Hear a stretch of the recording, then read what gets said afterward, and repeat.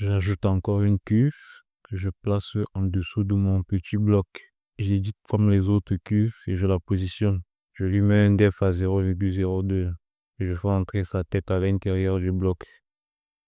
Je fais un loop cut ici. Sur la face d'en haut, je fais un inset, ensuite un bevel et j'extrude. Je ramène le point d'origine ici et j'ajoute une cuve pour faire un câble qui va faire le tour jusqu'à l'arrière du bâtiment. Je passe en mode edit et je fais les modifications. Je duplique avec Shift D.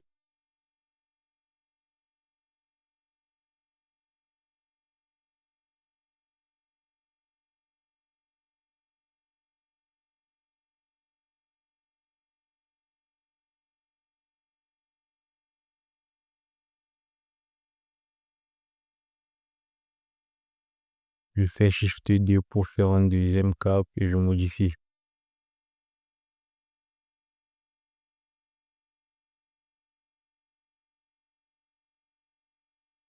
Je sélectionne ce câble, je le duplique encore, je supprime certains points.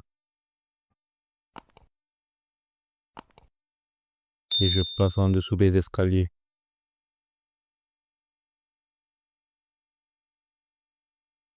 Je lui mets un def à 0,01.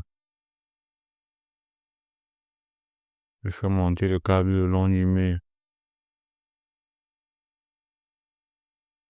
J'ajuste les câbles ici pour bien les faire passer en dessous du rideau de fer.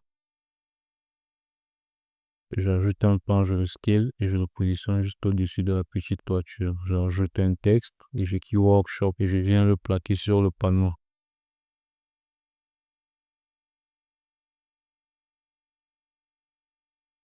Je viens dans les paramètres du texte et je mets le def à 0,01. Et je viens convertir le texte en mèche. Je sélectionne le texte et le panneau et je fais CTRL-J pour les joindre. Je viens maintenant bien l'aligner sur le mur et je l'incline un peu. Je fais une petite extrusion pour lui donner plus d'épaisseur. J'ajoute un bloc par ici et je le place juste à côté de ces câbles.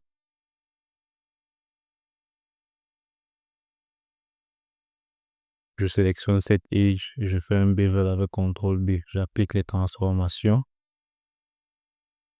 Je viens ajouter un loop cut sur le côté. Je fais un bevel pour avoir une deuxième edge. Ensuite, je fais ES pour créer un vide sur ces contours. Je déplace le point d'origine sur mon bloc. J'ajoute un plan pour faire le manche. Je scale.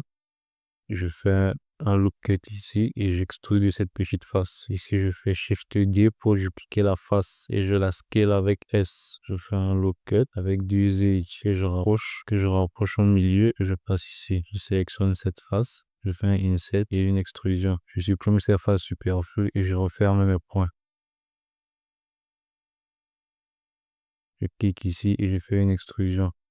Ensuite, je clique sur le manche que je viens de créer et sur le bloc, je fais CTRL-P, objet.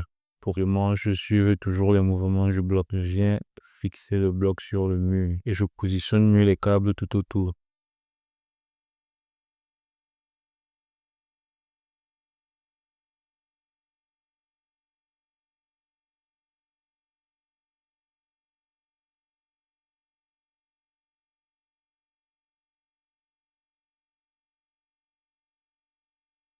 Ici, j'ajoute un cube, je vais scale et passer sur la fenêtre. Je vais juste faire une petite bande qui va séparer la fenêtre en deux.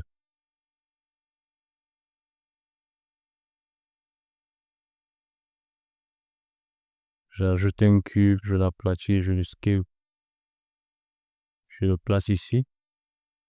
Je le place ici et j'applique les transformations. J'ajoute le modifieur array. Je laisse le facteur x à 1. J'ajoute des counts. J'ajoute un autre modifieur array pour le facteur cette fois-ci sur l'axe y. J'ajuste le count jusqu'au nombre qu'il me faut.